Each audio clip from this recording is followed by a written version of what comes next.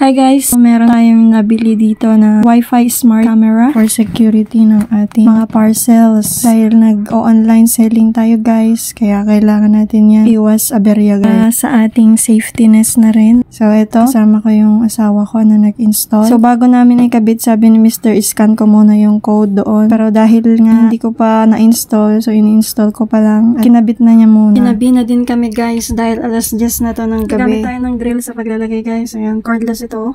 Pang ng screw. Kung ayaw nyo mag-install, pwede nyo rin sabihin sa amin para, diba, charots. So, yan, meron din siyang cord para isasaksak sa loob. Dapat din meron kayong malapit na saksakan, guys. Medyo mahaba din yung kanyang cord. Ayan. Ano tawag? Dapat din nakasecure yung mga linya natin para iwas disgrasya. Buti na lang talaga at medyo malapit yung saksakan na meron kami. Kung wala naman kayong saksakan, pwede naman gawa ng ibang saksakan na malapit. Siyempre, kayang-kaya niyan ng ating master electrician. Dito sa part na to ay binibideo na kami ng pamangkin kong 3 years old. Tuwa siya guys na binibideo kami. Nilalagay na ni Mr. yung cord. So naglagay siya ng thumbtacks dun sa pagitan. Pwede rin gantacker kasi walang gantacker. Ito yung isa sa mga ilalagay yung adapter. So ilalagay nyo lang ganyan. Setting up hotspot. Install lang namin yung app na recommended nung product. So, yan. Ginamit namin yung cellphone ng asawa ko dyan. Ayan guys, pwede niyang i-rotate. Ayan, nadedetect niya. Parang ano siya, walang internet yung wifi.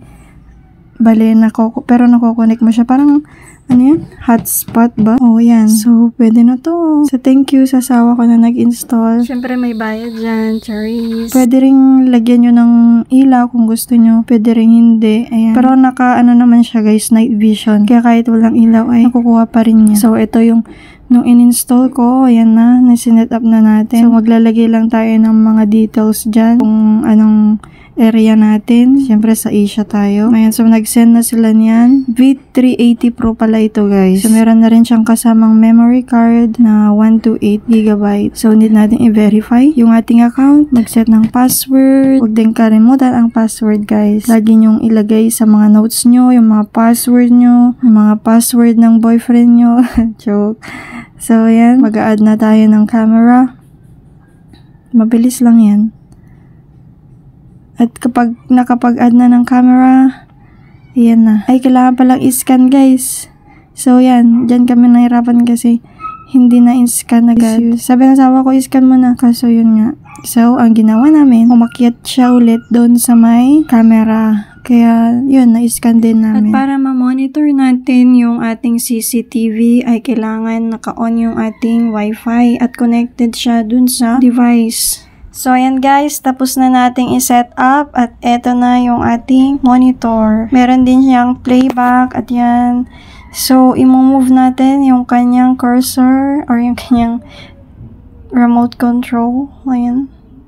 Yung camera. So, yan, sumusunod siya. O, diba? Ganyan guys, nakaka 180 yan. Okay, so merong ilaw doon na dapat tanggalin. Masyadong maliwanag. Meron din siyang light control. Ayan yung sinasabi ko kanina. Pwede nating i-auto yan. Ayan. Yan yung night vision niya, guys. Pwede ring i-motion track. So, sa motion track, nasa-sense niya yung galaw. So, pwede rin siyang mag-record ng audio.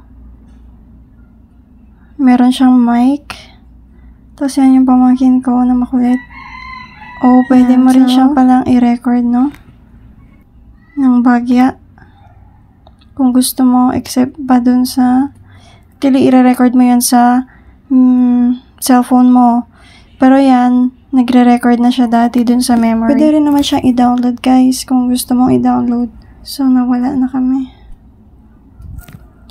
So, dun tayo sa image settings. Meron siyang auto, full at black and white. So, pwedeng invert. Yan yung ibang mga settings niya. Explore nyo na lang. So, yan yung kanyang memory. 100% pa lang siya, guys. Pwedeng HD, pwedeng SD.